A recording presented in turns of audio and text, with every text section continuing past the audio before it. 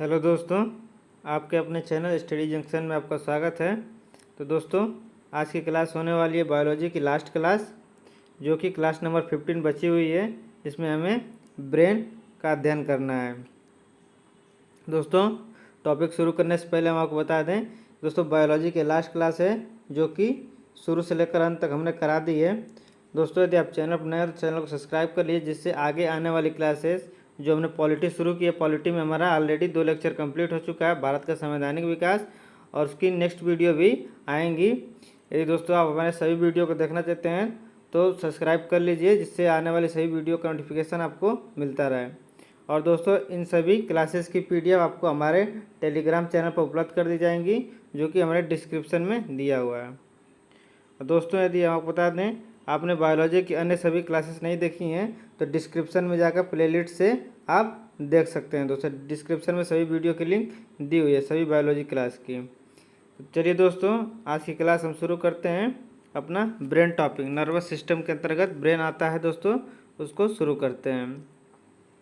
दोस्तों, हम आपको बता दें कि आप इससे पहले रेस्पिरेशन सिस्टम, श्वसन तंत्र, ब्लड सर्कुलेटरी सिस्टम, रक्त परिसंचरण तंत्र आपने सब पढ़ लिया है। उन सब का दोस्तों संचालन और कंट्रोल कौन करता है, नियंत्रण कौन करता है दोस्तों? तो नर्वस सिस्टम ब्रेन के अंतर्गत ही आता है। तो दोस्तों, तो हमारा ब्रेन क्या करता है? तो कंट्रोल करता है और ऑपरेट करता है। और दोस्तों, यदि तंत्रिका तंत्र की इकाई की बात की जाए तो ये न्यूरॉन होती है। और दोस्तों, न्यूरॉन की बात की जाए तो ये मानव की सबसे बड़ी लंबी कोशिका है। दोस्तों, इसमें रीजनरेशन पावर नहीं होती है। नेक्स्ट देखते हैं दोस्तों, तंत्रिका तंत्र के अंतर्गत हमारा एक आता है दोस्तों, तंत्रिका तंत्र जो होता है दोस्तों 3 प्रकार का होता है, लेकिन हमें अध्ययन करना है केवल सेंट्रल वाले का, यानी केंद्रीय का, सेंट्रल नर्वस सिस्टम, जो कि 2 प्रकार का होता है। ब्रेन सिस्टम मतलब ब्रेन, मस्तिष्क, और दूसरा स्पाइनल कॉर्ड, मेरुरज्जु, जिसमें दोस्तों हम ब्रेन को देखते हैं। ब्रेन दोस्तों आप जानते होंगे, ब्रेन का वजन जो होता है 1400 ग्राम के आसपास होता है, और महिलाओं का 1350 के आसपास होता है। दोस्तों, ये ब्रेन है। ब्रेन का अग्रपाश जो होता है दोस्तों, इसे हम कहते हैं फ्रंटल यानी अग्र, और जो मध्य होता है इसे हम मिड कहते हैं, और जो पीछे वाला हिस्सा होता है दोस्तों पश्च हिंज कहते हैं। और दोस्तों, हम आपको बता दें कि ये हमारा हेयर है। हेयर के नीचे चमड़ी होती है दोस्तों, और चमड़ी के ठीक नीचे एक कपाल होता है, जिसे क्रेनियम कहते हैं। और इसी क्रेनियम में हमने आपको बोन वाली क्लास में बताया था कि इस क्रेनियम या कपाल में कुल कितनी हड्डियां होती हैं दोस्तों? तो 8 हड्डियां होती हैं। और यह कपाल हमें क्या करता है? तो बाहरी चोटों से सुरक्षा प्रदान करता है।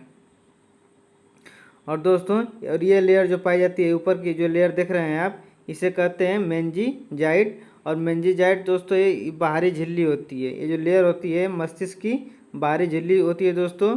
और यदि इसमें सूजन आ जाए, सूजन कैसे आ जाए? यदि आपको चोट लग जाए या कोई आपके सर पर मार दे, फिर किसी चीज़ से लग जाए, यदि सूजन आ जाती है दोस्तों, तो उसको कहते हैं मेनिजाइट्स, मेनिजाइट्स कहते हैं दोस्तों। और यहाँ पर ब्लैक होल देख रहे हैं दोस्तों, इसको कहते हैं हाइपोथैलेमस। नेक्स्ट देखते हैं दोस्तों, हमने एक चित्र लिया, चित्र के माध्यम से अच्छे समझ में आ जाएगा। एक चीज़ हम आपको बता दें दोस्तों, बताएं ऊपर ही कि मेल का ब्रेन का वजन होता है 1400 ग्राम, और फीमेल का 1350 ग्राम होता है। इसका मतलब मेल का जो ब्रेन होता है दोस्तों 50 ग्राम अधिक होता है। नेक्स्ट देखते हैं दोस्तों, अब देख लीजिए यहाँ पे, ये हमारा फ्रंटल भाग है दोस्तों मस्तिष्क का, और ये हमारा पश्च भाग है, जिसे हिंज कहते हैं। हिंज जो होता है सेरिबेलम का ही पार्ट होता है। जो सेरिबेलम है वो हिंज का ही पार्ट होता है।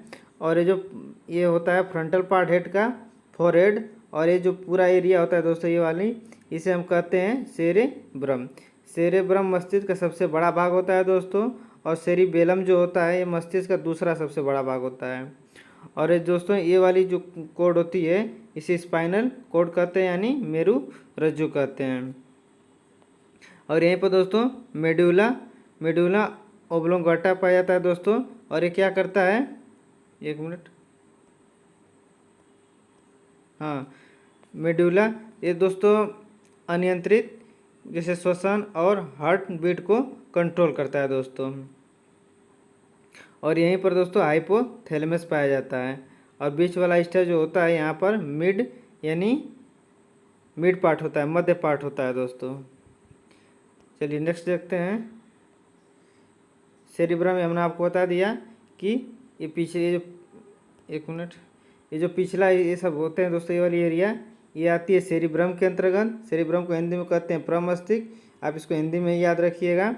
और दोस्तों और जो ये वाला पार्ट होता है इसके पीछे का पार्ट दोस्तों ये होता है सेरिबेलम, और हिंज का ही ये भाग होता है जिसे सेरिबेलम कहते हैं, हिंदी में अनुमस्तिष्क। और यहाँ पर दोस्तों हाइपोथैलेमस ब्लैक वाला हिस्सा है, और एक पीयूष ग्रंथि भी यहीं पर पाई जाती है दोस्तों, और ये मिड पॉइंट है। मेडुला दोस्तों यहाँ पर मेरुरज्जु स्पाइनल कॉर्ड के पास पाई जाती है। देखते हैं दोस्तों ब्रेन 3 भागों में बटा हुआ है। पहला फोरहेड अग्रभाग, दूसरा मिड भाग और तीसरा पश्च यानी हिंज। जो अग्रभाग है दोस्तों वो अभी 2 भागों में बटा हुआ है, जिसमें पहला है सेरिब्रम, दूसरा हाइपोथैलेमस। सेरिब्रम को हिंदी में दोस्तों प्रमस्तिष्क कहते हैं। यह सबसे बड़ा भाग है, मस्तिष्क का सबसे बड़ा भाग सेरिब्रम ही होता है। और ये सेरिब्रम क्या करता है, हमारी याददाश्त को बरकरार रखता है कि हम कितना जो भी हम पढ़े हैं वो कितना देर तक याद रखता है, या हम किसी को देखें वो कितनी देर तक हमें याद है, वो याददाश्त का काम कौन करता है, तो सेरिब्रम करता है दोस्तों। और सेरिब्रम एक बार और करता है कि यह लेफ्ट ब्रेन का पार्ट जो होता है, सेरिब्रम में लेफ्ट ब्रेन का जो पार्ट होता है वो राइट बॉडी को कंट्रोल करता है। मतलब लेफ्ट जो आपका ब्रेन होगा दोस्तों वो शरीर के राइट भाग को कंट्रोल करेगा, और जो राइट भाग का ब्रेन होगा दोस्तों वो लेफ्ट भाग को कंट्रोल करेगा। नेक्स्ट देखते हैं दोस्तों हाइपोथैलेमस ग्रंथि हमने बताया दोस्तों कि तापमान, प्यार, नफरत और फीलिंग ये सब कौन कंट्रोल करता है दोस्तों, तो हाइपोथैलेमस ग्रंथि करती है। तो तापमान, प्यार, नफरत और फीलिंग हाइपोथैलेमस ग्लैंड करती है दोस्तों। नेक्स्ट भाग है दोस्तों मध्य मिड। यहाँ पर दोस्तों कारपोरा पाया जाता है, और यह देखने और सुनने की शक्ति को कायम रखता है। नेक्स्ट एंड लास्ट देखते हैं दोस्तों पश्च या हिंज भाग। ये दोस्तों इसमें 2 भाग होते हैं, एक सेरिबेलम होता है जो हिंज का ही भाग है बता दिए हैं, और एक मेडुला ऑब्लांगेटा पाया जाता है दोस्तों। ये क्या करता है ऑब्लांगेटा, अनैच्छिक क्रियाएं जैसे हार्ट बीट दोस्तों और श्वसन को कंट्रोल करता है।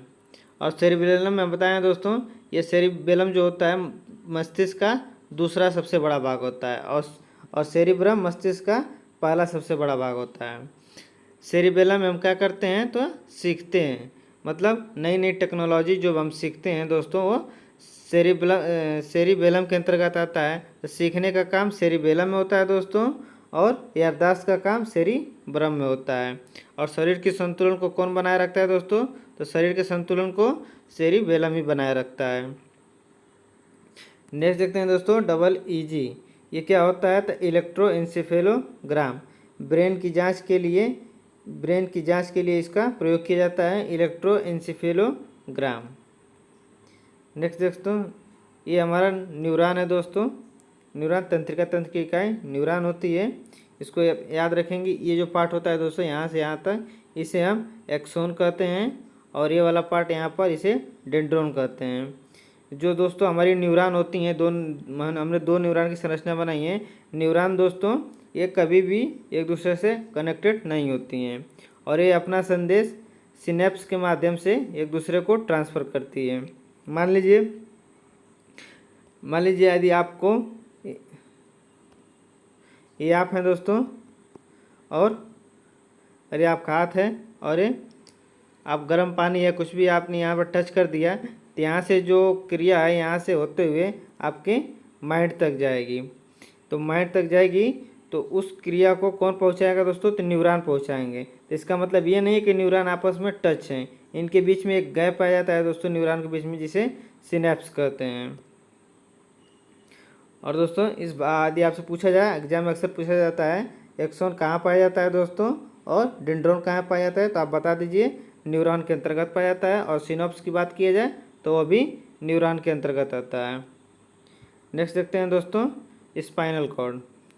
स्पाइनल कॉर्ड क्या होती है दोस्तों कि स्पाइनल कॉर्ड में दोस्तों 31 जोड़ी तंत्रिकाएं पाई जाती हैं और ये सेकेंड ब्रेन भी इसी को कहते हैं। स्पाइनल कॉर्ड को सेकेंड ब्रेन कहा जाता है। सेकेंड ब्रेन क्यों कहा जाता है दोस्तों, कभी कभी आप फील किए होंगे आपको कहीं कांटा चुभ जाए या फिर अचानक कोई मान लीजिए चींटी काट दे या फिर आप मान लीजिए गर्म पानी में हाथ डाल दे, जैसे कि आप किसी से बात करने में लगे हुए हों और चाय में या फिर गर्म पानी में आपका हाथ अचानक चला जाता है, तो चूँकि वो गर्म होता है तो आपका हाथ तुरंत हट जाता है। आपका हाथ वहाँ से तुरंत हट जाता है, तो तुरंत होने वाली क्रिया वो रिफ्लेक्स एक्शन के अंतर्गत आती है और ये स्पाइनल कॉर्ड करती है। मतलब यदि आपका हाथ गर्म चाय से जल जा रहा है दोस्तों, तो इसका मतलब ये नहीं है कि आपका मस्तिष्क आपको बता रहा है कि आपका हाथ जल चुका है उसे हटा लीजिए, नहीं, ये स्पाइनल कॉर्ड के अंतर्गत आता है दोस्तों।